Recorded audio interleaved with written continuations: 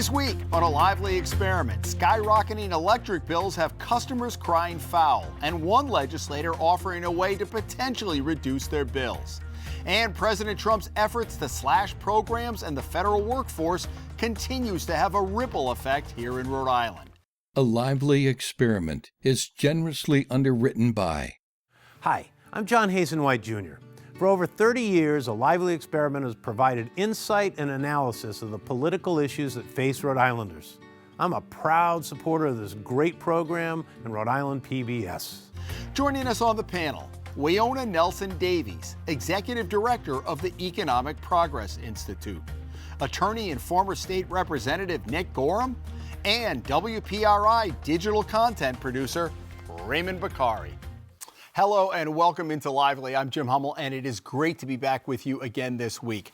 That collective groan you've been hearing are customers of Rhode Island Energy opening up their electric bill the past several months. Many of us have gotten sticker shock and are asking, why is my bill so high?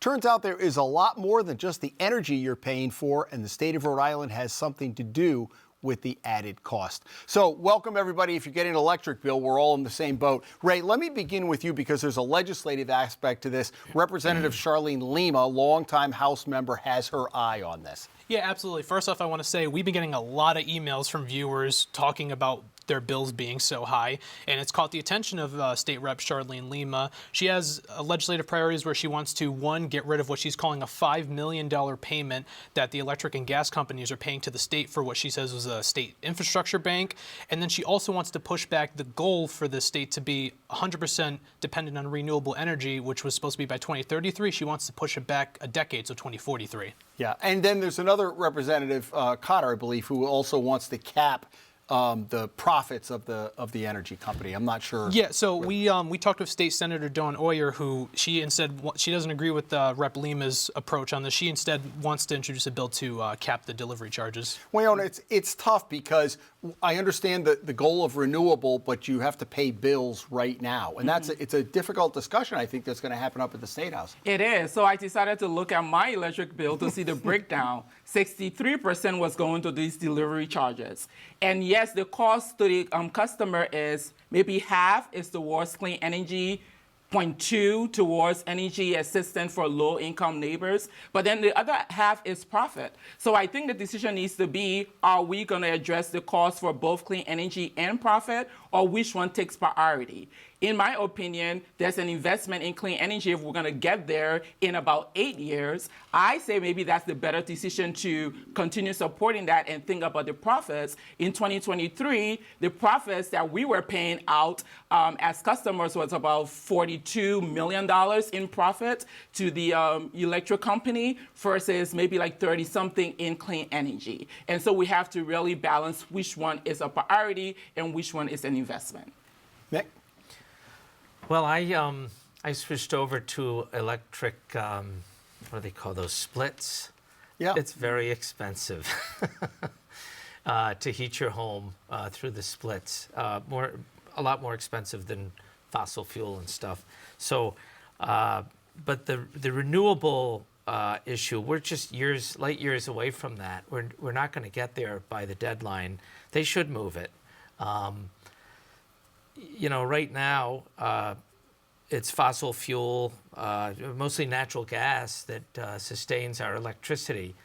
I don't see any way possible that they're going to be able to do it through renewable.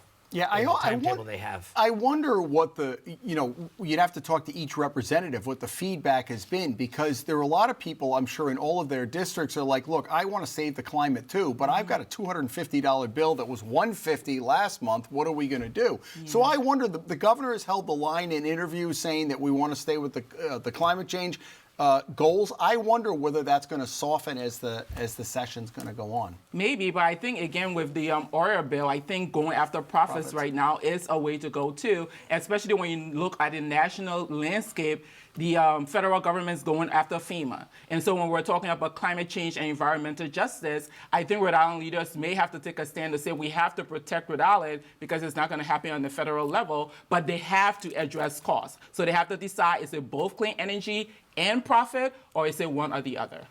And speaking of profits, my colleagues Eli, Kate, and Sarah worked on a story where they talk about and they break down with charts and all what goes into how much an electricity bill costs. And I've heard that argument too about how much profits RA Energy. We have a graph of how much they made in 2023, which that figure was $42.5 million. Yeah, and I also wonder, though, that I've read some things, Nick, about if you go after the profits, that some of it legally they're allowed to make a certain profit. So if the legislature tries to step in there on a private business, I understand it's a utility, it could be problematic legally. Yeah, I think so. The other thing is... It's good we have two lawyers on the panel who can argue this out. Well, the other problem is if you don't allow them to make a profit, what is in it for them? You know, enough of a profit. I don't know about cutting profits. I don't know if that's a good idea. I just really, the renewable thing, I don't see a path to it.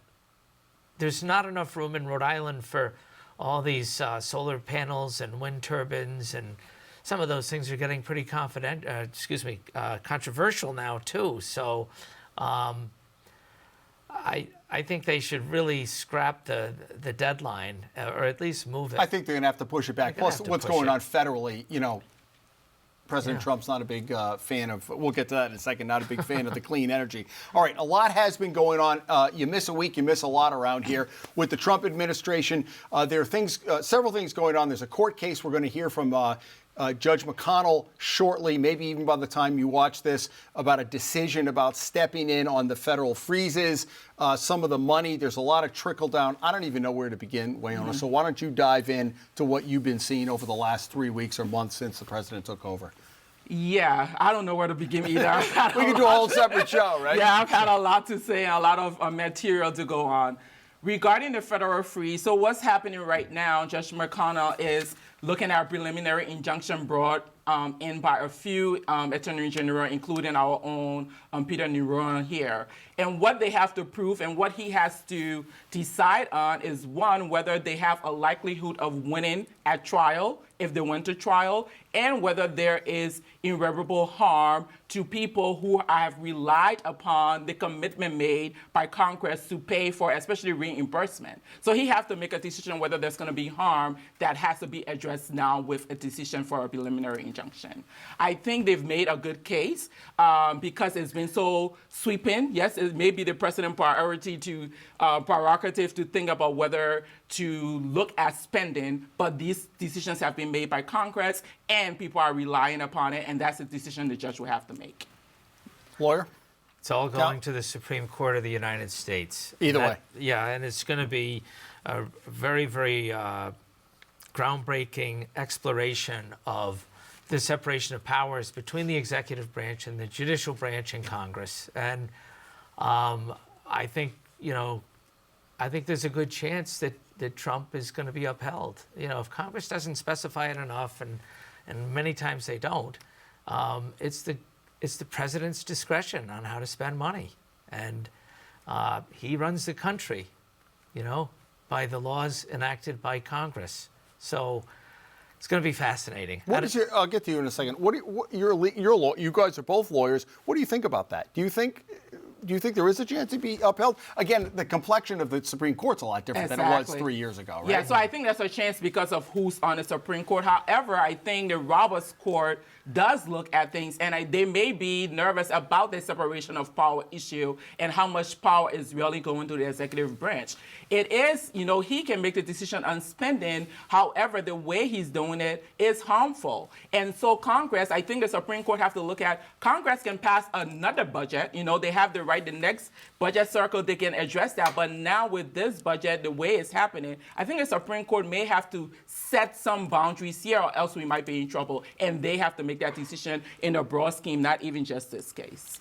Aside from the lawsuits that are definitely dominating the headlines, I also look at how our local leaders are reacting to all these decisions being made by the administration. For example, our congressional delegation has been very vocal. We've been seeing a number of demonstrations occurring where people are vocally showing their displeasure about these cuts being recommended by the protests at the State House. Yep. Exactly. There was one this past weekend where there was a couple hundred there, and the delegation were there, Gabe Amo and Seth Magaziner.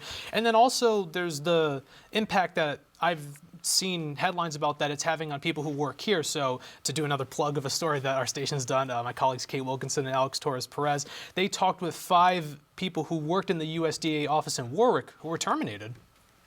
Yeah, I wonder legally, though. I was listening to what you were saying, Nick. I wonder if there was pushback from the Republican Congress that it might be different. Now, he has, Trump has basically bullied a lot of representatives and senators into saying, we're going to primary you, they're going to be consequences. You hear a little bit of rumbling now. Lindsey Graham and some others are concerned about that separation of power issue that you're talking about. But I wonder if 2 or 3 or 4 people in the Senate stood up, besides Murkowski and Collins, the old line hardliners, whether it would be a different dynamic. It's a razor-thin margin, really, in both chambers, the Senate and the House. So it's very dynamic, I'm sure, because of what you just said. Some of the Republican senators or representatives who value their seats and want to help their constituents are going to be insisting to the president, hey, you can't, you're not going to get, we don't want to give you everything that you want to cut.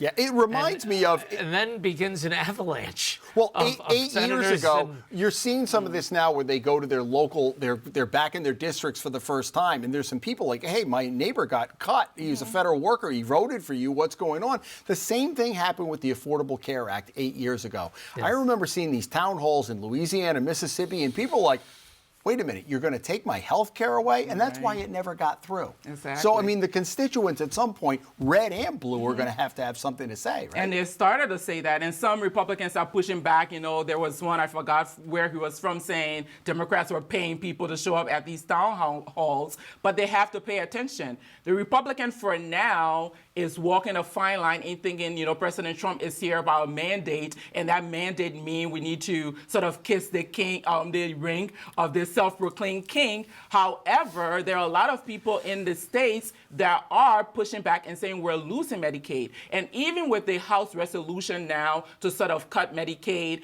and SNAP and push forward with these tax giveaway, even with that, they voted on the process. But while voting on the process, a lot of them started talking about they are not satisfied with what is happening. They do not want cuts to Medicaid. The Latino delegation wrote a letter saying that. So I think when we get to the point where they have to make a budget reconciliation, there's going to be a lot of debate, and some Republicans are going to scale back on the support they're giving to the president. And Ray, you talked about the local. The trickle down is now we've got a budget that we're already looking at a $250 million to $300 million structural deficit. If any of that federal money starts to dry up, it's going to be problematic here. Even more so with the Washington Bridge money, which a lot of that is going to be federal money. And as you mentioned, the size of our budget's like around the $13.8, $14 billion with a B size. And, when I've had people on my podcast and talk about the budget, sometimes they often say, well, we get a lot of support from the federal government. And, especially you have senators like Senator Reid who brings home the bacon. So that's definitely going to be something to look at as time progresses in this term. Nick, you had sent me an email and you have a column that you've been working on about the big audit. For those of us who have been around for many years, Don Carcieri was going to come in and do, I think, not as drastic as what President Trump is doing, but he wanted to go in and look at the state. And it's not always as, I think some of the, whether you agree with it or not, some of the urgency is President Trump is thinking, I've got 4 years, the clock is ticking, anything that gets in my way, I need to do this. So people may disagree with that, but fundamentally he's trying to root out the waste and corruption and whatever else. Don Carcieri did a little bit of that. Briefly set the table for what happened a couple of years. Well, Don Carcieri was elected in, I believe, the 2002 election, and he promised during his campaign that he would do a big audit of state government. How'd that go? Well, it catapulted one thing to getting passed, which was the separation of powers amendments, which the governor heartily endorsed. The big audit itself never really succeeded, I think, the way the governor wanted to. Some money was saved, but nothing along the magnitude that Governor Carcieri had wanted and imagined could be done. But he was right. I mean, there's a lot of waste in Rhode Island government. There's a lot more now even than there was then. So he had the right idea. The separation of powers amendments passed, but until you have some type of competition in the two chambers, the House and the Senate, that is enough Republicans to get something done or to be deciding factor in spending. Until you have that, you really have nothing, because General Assembly controls the bureaucracy. Yeah. Governors have 8 years to get things done. Legislators have unlimited terms. Some of them have been there more than 40 years, if you can imagine Chuck that. Grassley, it's a long time. Yeah. You've been keeping an eye on the budget, now the federal budget, Right. and the local budget, but the federal budget passed the House. Going to be a lot of tax cuts, and there is a concern that it's going to be cutting a lot of programs, Medicaid, Correct. food stamps. What are you keeping your eye on? Yeah, we're keeping our eye on both, especially the entitlement and safety nets programs, and for a few reasons, because the impact it's going to have on the state. So over 324,000 Rhode Islanders depend on Medicaid. Over 144,000 Rhode Islanders depend on SNAP. So that is issue of real people that will be impacted. Our budget will also be impacted.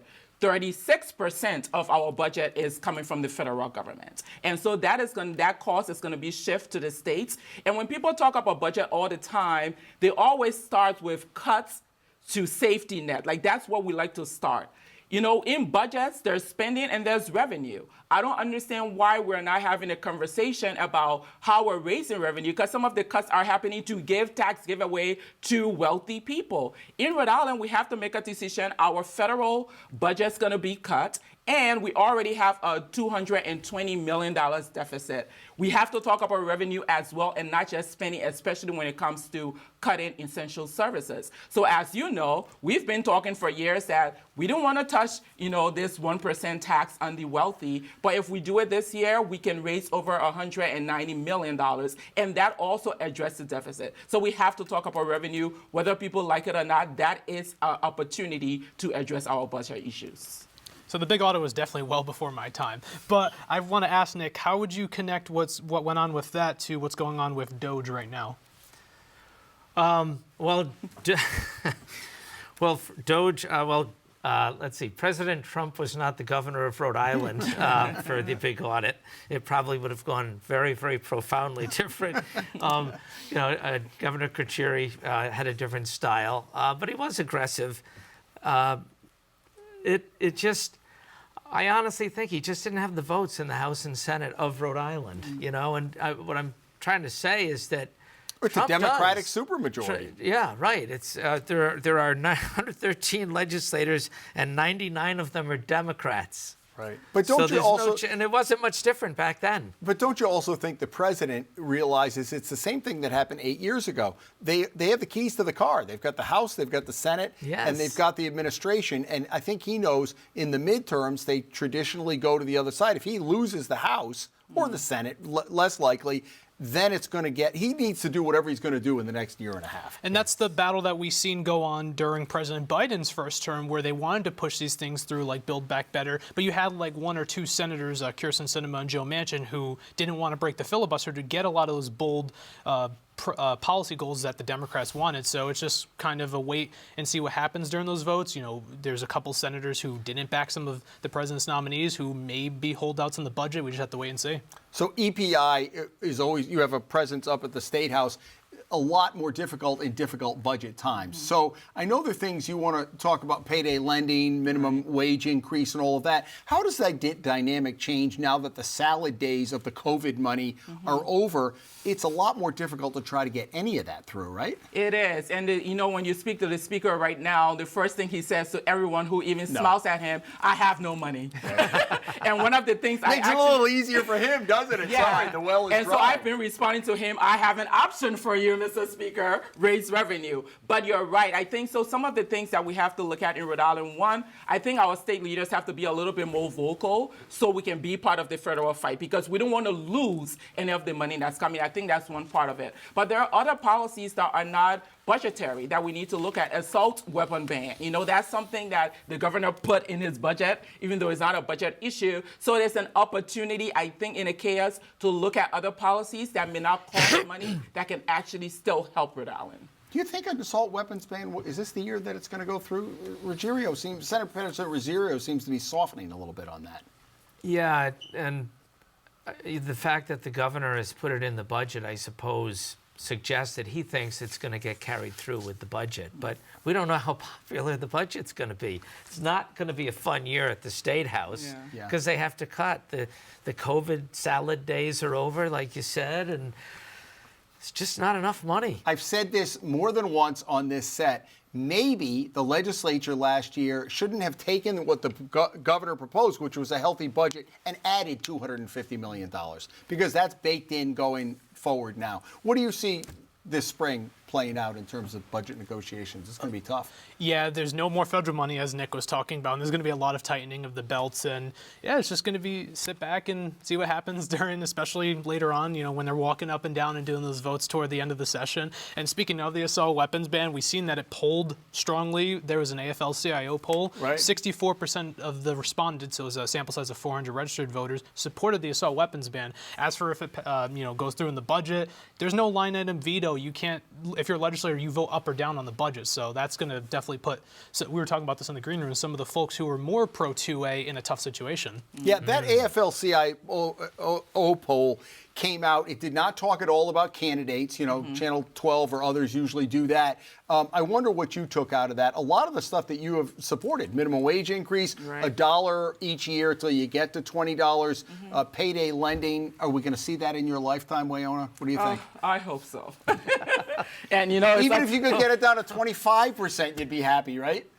Well, yeah, like right now we're at 260% interest on payday lending reform. The poll reinforced that policies that are popular with Rhode Islanders, for some reason, are not being responded to the way it needs to by the General Assembly. So I think voters need to step up and say, we want, payday lending, we want assault weapon ban, we want minimum wage to increase. And if leaders are not responding to that, then the voters need to decide in 2 years what that means. But again, we're showing over and over again, these are popular issues for the Rhode Island community, and we need a General Assembly to respond to that if they are really representing the interests of the people. What about that? The AFL-CIO represents its members. I don't think it represents a majority of Rhode Island. Yeah, it's interesting on that poll. Look, Joe Fleming did it, so Joe's a respected pollster, but at the same time, when you hear it's a union poll being commissioned, I think everybody takes that just with a little bit of, okay, it's coming out from them. The one thing also that Rhode Islanders overwhelmingly favor, but one guy in the state, Joe Sacarchi, does not, Inspector General. Yeah, that's a constitutional amendment. It's not going to go away. The Republicans, few as they are very, very committed to that. And some Democrats now. Yes. Evan Shanley's come over and a couple from the other side. So if you had balance in the General Assembly, I don't think you'd need a Inspector General as much as we do now. Right now, with one-party rule, there just aren't any checks and balances in place. Yeah. Especially when the governor. I won't expand on it, but I don't think Governor McKee does the types of checks and balances that a Republican governor would have done. Right. And we saw that for years. All right, let's go to outrages and/or kudos. Raymond, let's begin with you this week. I have a kudos. So I was reading the Rhode Island Current. Alexander Castro had a good story where he summarized this report by the Rhode Island ACLU that talks about how many of the local city and town councils and school committees live stream their meetings. So the number for how many city councils stream their government meetings, it's like all but, I believe, 6, which, that's a good number, especially it's a win for transparency. And also, from the media perspective, you don't have a reporter that's in all 39 cities or towns. That's just not how things are. So it helps us out if, say, there's, a debate about school lunch prices going up in Cumberland. It really helps us be able to watch that meeting, get the gist of what happened, and then show it to the people. Yeah, back in the good old days when the Journal covered, we had reporters, when I was with the Journal back in the 80s and 90s, we covered every school committee and town council meeting, long before the internet. But I agree with you. There's been some meetings where I've based stories. I've been able to go back and take everything verbatim. And not everybody can get to a meeting. And I also do, if I can add on to the kudo, Burrillville, they have timestamps. I found this out semi-recently. We were doing a story where we had to watch a meeting for Burrillville. They have, if you go to the meetings, one, it's archived really beautifully. I feel like that should be a standard for a lot of other ones that don't. And then 2, they have timestamps so you could click on the specific thing from the agenda, and it brings you right to that point in the meeting. Just a big win for transparency. Shout out to Burrillville. Weayonnoh, what do you have this week? I think, because I've been working very closely with our congressional delegation, so kudos to them. I think they are very vocal with what's happening in Congress, especially with these cuts. And I think they're representing Rhode Island very well. So kudos to them for a job well done. Yeah, it's got to be frustrating, though, because when you don't have any power at all, I mean, look, they're fighting the good fight. I get the releases from Congressman Magaziner and Amo, and to a lesser extent, Whitehouse and Reid. Those guys have seen, and of course, Reid and Whitehouse have been through the wars where they've seen Congress go back and forth. But it's new for Amo and Magaziner because they've really only been in the minority. Yeah, so I like the energy they're bringing. I think it's giving Rhode Island that we can fight, even though we don't have a lot of leverage, but it's good to see. Mr. Gorham, what do you have? My kudos goes to Gary Alexander, who was, he wrote a very, very good piece in the Journal just a couple weeks ago, an op-ed. He was Secretary for Governor Carcieri. Health and Human Services, Health right? and Human Services. And I just want to point out a couple of his points that he made because they're very compelling and alarming. 1/3 of Rhode Island residents rely on public assistance in Rhode Island. Fewer than 1.5 taxpayers support each individual on public assistance. How can that be? Because the mammoth size of our government, is also, they're not taxpayers in the same way as people who are not in government. So the point is that there isn't enough money coming into the government. He's been writing that column Gary Alexander, I covered him. It's so funny, we're talking about Don Carcieri. It's like the Don Carcieri hour.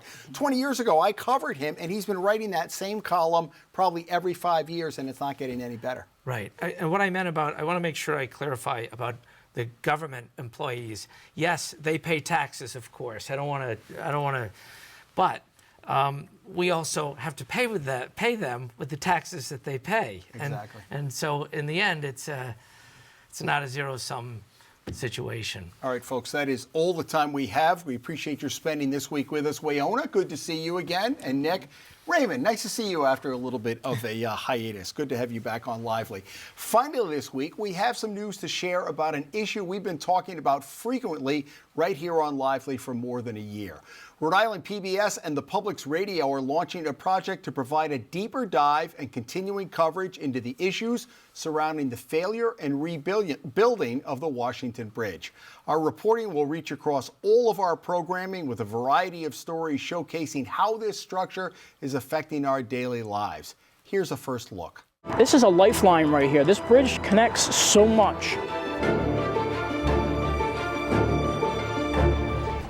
Breaking Point, the Washington Bridge.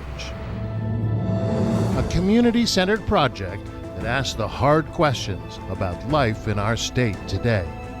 And now it's you're going into over a year.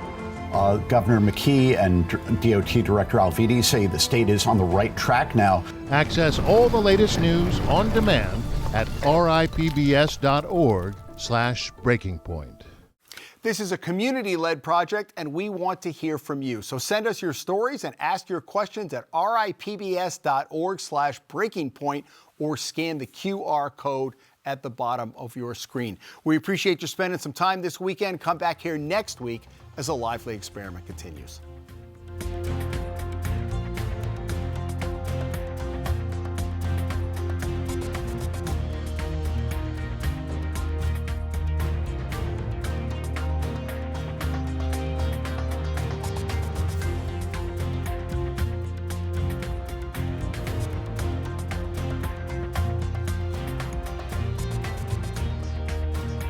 A Lively Experiment is generously underwritten by...